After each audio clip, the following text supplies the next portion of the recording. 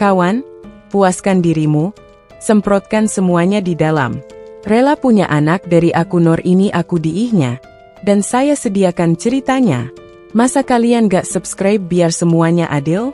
Gimana kalau saya yang buat ceritanya, sedangkan kalian yang subscribe-nya? Gimana, sepakat kan? Oh ya, saya juga mau tahu dong, dari daerah mana kamu berasal dan jam berapa kamu nonton video ini? Tulis di komentar ya. Sekali lagi, saya mau pastikan, sebelum lanjut ke ceritanya, kamu yang belum subscribe klik sekarang tombol merah itu. Dan kita lanjut ke dalam ceritanya. Dulu, ketika aku masih SMA, aku selalu selektif dalam urusan mencintai perempuan. Aku tidak pernah mendekati seorang pun, padahal aku bukanlah lelaki yang bisa dibilang buruk rupa. Setiap kali aku tampil di lapangan, entah bermain basket, berlari, atau olahraga lainnya, gadis-gadis sering histeris. Surat cinta dari mereka pun berdatangan, tapi tak satu pun aku balas. Aku tidak tertarik. Ketika aku kuliah di sebuah perguruan tinggi di Malang, karena orang tua jauh, aku menetap di rumah bibiku. Aku tinggal bersamanya yang sudah menjadi janda sejak suaminya meninggal dunia saat aku masih SMP. Sejak pertama kali di Malang, bibiku menjemputku dengan mobilnya. Perjalanan dengan mobil itu menjadi awal dari cerita ini. Hati-hati, aku tidak menyangka bibiku begitu muda. Wajahnya bersih, rambutnya panjang terurai, kulitnya halus. Ia tampak seperti gadis berusia 20-an ketimbang seorang ibu berusia 32 tahun dengan 2 anak. Capek, Dek? Tanyanya sambil melirikku dari kaca spion. Iya, Mbak. Duduk lama di kereta bikin pegal. Jawabku sambil tersenyum kecil. Iya, pasti capek. Ya, sini naik, cepat. Hari-hariku di rumah bibiku berjalan lancar. Aku mulai mengenal kebiasaan dan pribadinya lebih dalam. Ia wanita yang tangguh, pekerja keras, tapi juga sangat penyayang. Aku pun menjadi akrab dengan kedua anaknya. Kadang aku membantu mereka mengerjakan PR atau bermain bersama. Namun, ada perasaan yang tak seharusnya kumiliki. Sudah lebih dari 1 semester aku tinggal di rumah ini, tapi aku mulai menyadari sesuatu. Perasaan ini salah, dan aku tak yakin apakah ia merasakan hal yang sama. Malam itu hujan turun deras, suasana hening dengan ketegangan yang hanya aku yang bisa merasakannya.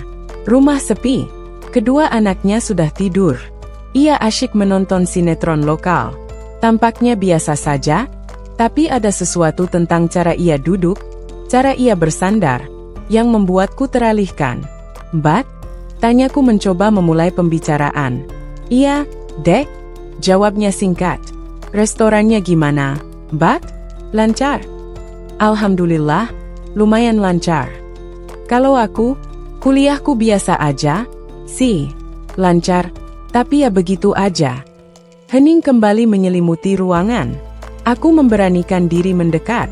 Kelihatan capek, Mbak. Aku pijitin, ya, tawarku.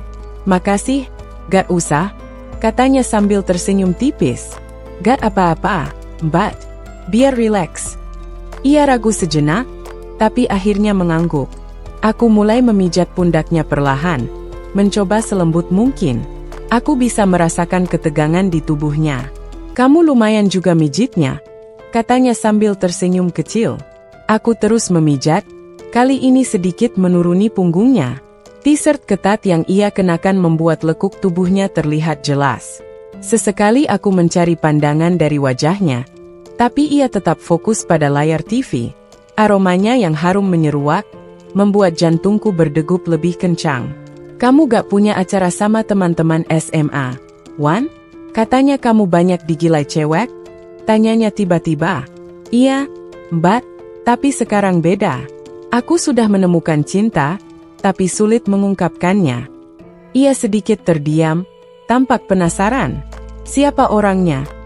Aku ragu sejenak sebelum menjawab. Orangnya cantik, Mbak, tapi dia sudah janda. Janda? Tanyanya dengan senyum tipis. Siapa? Rahasia, Mbak. Aku serius? Jawabku dengan berani. Ia hanya menggeleng pelan, mengira aku bercanda. Namun, aku benar-benar serius. Aku melanjutkan memijatnya dengan lembut. Ada ketegangan di dadaku, campuran rasa ingin tahu dan keinginan yang sulit dijelaskan. Hening menyelimuti ruangan. Aku menatapnya lebih dalam. Ia menunduk, tampak salah tingkah. Aku tahu ini salah, tapi ada sesuatu yang tak bisa kuhindari. Mbak, ia menatapku. Matanya yang bening seperti berbicara banyak hal. Aku merasa jantungku semakin berdebar. Aku gak tahu kenapa, tapi aku ngerasa beda. Aku suka sama Mbak. Mata kami bertaut cukup lama. Hanya suara hujan di luar yang terdengar. Tubuhnya menegang, tapi ia tidak berkata apa-apa. Aku tak berani melanjutkan. Malam itu, semuanya berakhir dengan kebisuan yang menyesakkan. Hingga menjelang tengah malam, aku kembali ke kamarku. Saat mematikan lampu, samar-samar aku mendengar isak tangis dari kamarnya. Ya Tuhan, apa aku sudah kelewatan? Gumamku dalam hati. Aku terdiam cukup lama. Tidak berani mengetuk pintu atau bertanya. Aku hanya bisa berbaring di tempat tidur, merenungkan apa yang terjadi. Pagi harinya, aku bangun dengan perasaan tak menentu. Saat keluar kamar, Mbak sedang menyiapkan sarapan untuk kedua anaknya. Ia tampak sibuk, berusaha bersikap seperti biasa. Namun, aku tahu ada yang berubah. Mbak, aku mau ke pasar ga? Kulkas udah hampir kosong. Tanyaku mencoba mencairkan suasana. Ia menatapku sebentar. Iya, Wan. Temenin Mbak ke pasar. Ya. Namun, sebelum kami berangkat, ia menatapku serius. Tolong, Wan.